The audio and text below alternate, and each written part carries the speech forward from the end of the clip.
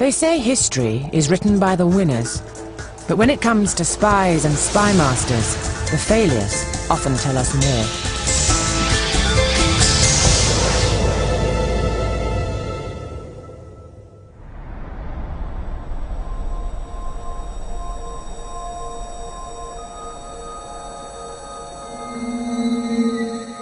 Of all its responsibilities, the most important task facing a nation's intelligence service is to warn of imminent attack. Never more so than in today's high-speed world. The most devastating weapon of the 20th century has been surprise attack. As we move through the 20th century, states increasingly go to war without declaring war on each other, and instead they turn to new weapons, new ways of war to take their enemies unawares. And in most cases this is successful. This film explores three stories of powerful nations caught off guard.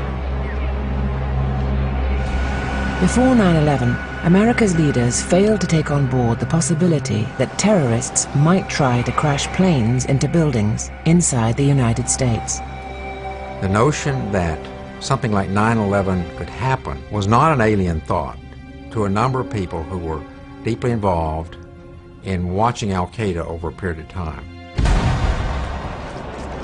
60 years earlier, when the British suffered their own Pearl Harbor, it was the arrogance of empire that led Britain's generals to drop their guard. The general impression of the Japanese armed forces were that they were not much good. They were all undersized, they had bad eyesight, and we thought they were a pushover. Even the world's most renowned intelligence services have been caught napping. In 1973, Israel's border with its main enemy, Egypt, ran along the Suez Canal. It was one of the most heavily fortified areas on Earth.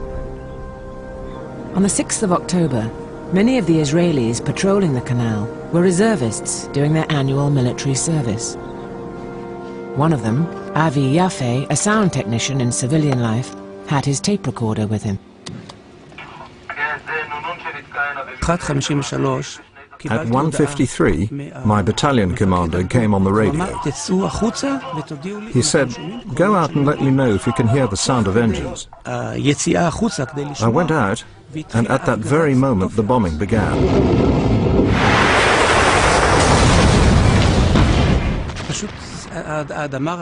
The ground shook. The war had begun.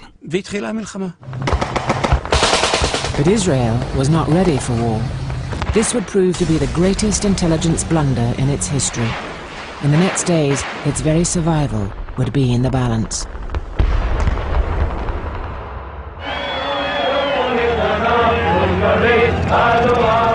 The roots of the intelligence failure lay in Israel's great victory over its Arab enemies 6 years before. The hero today of the Jewish peoples, General Moshe Dayan, the architect of the swiftest, most overwhelming victory of all time.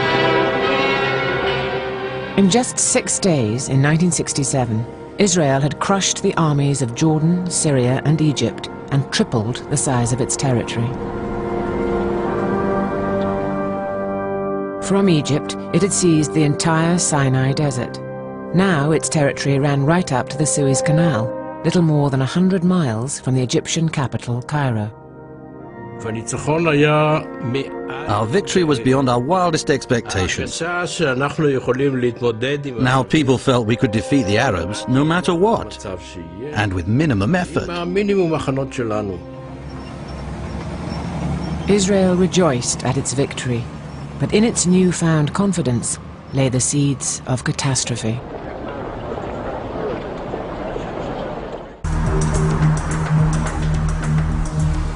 In 1970, 3 years after its humiliating defeat by Israel, Egypt got a new president, Anwar Sadat.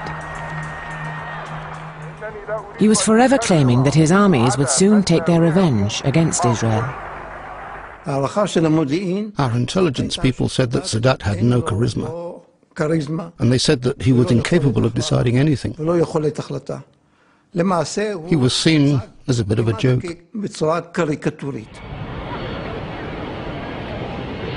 But Anwar Sadat was deadly serious. In 1971, he went to Moscow to ask Soviet leader Leonid Brezhnev to help him modernize Egypt's air force. And Israel's spies reported his every word.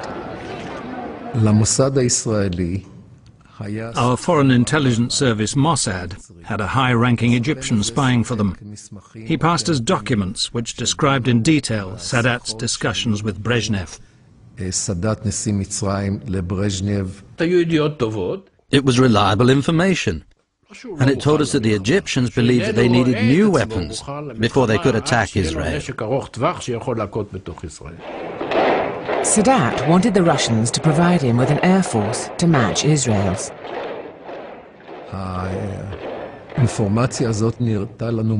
This made perfect sense to me because Egypt wanted to reconquer the Sinai, which is a desert. But they could not hope to win a desert war as long as we had control of the skies. Israel's intelligence chief got good news. The Russians refused Egypt's request for new aircraft. So Israel was safe from Egyptian attack. Or so they thought. But Sadat was determined. Egypt would have to find a way without Russian planes.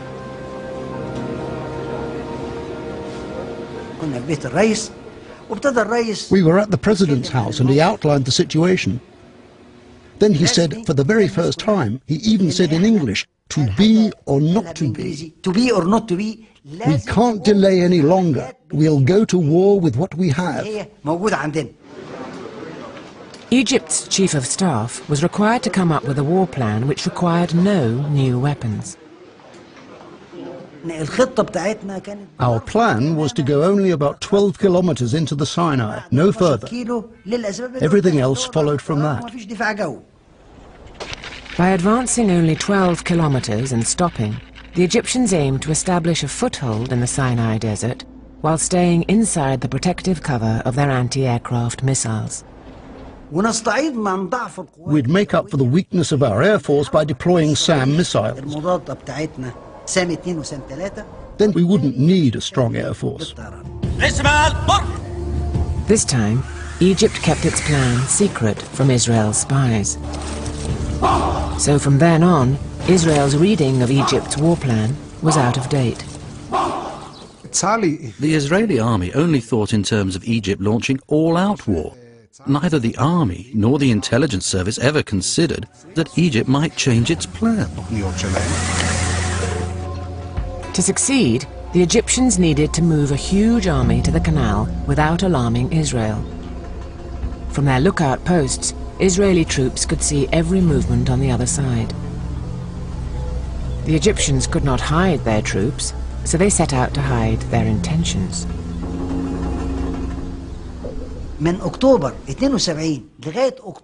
October 72 and October 73, we mobilized our forces 23 times, so the enemy got used to our troops moving back and forth.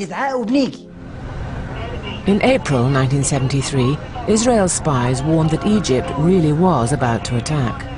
Only the head of military intelligence, General Zaira, dismissed the warning. All the same, the Chief of Staff called up the reserves, but there was no war.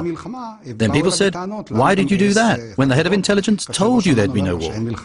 This greatly strengthened Zaira's position and prestige. After that, whenever this question came up, no one dared to contradict him.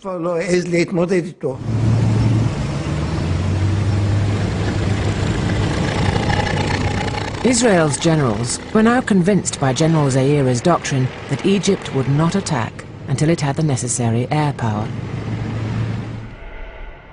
In Washington, the CIA was not so sure. By mid-September, they were growing suspicious of Egypt's intentions.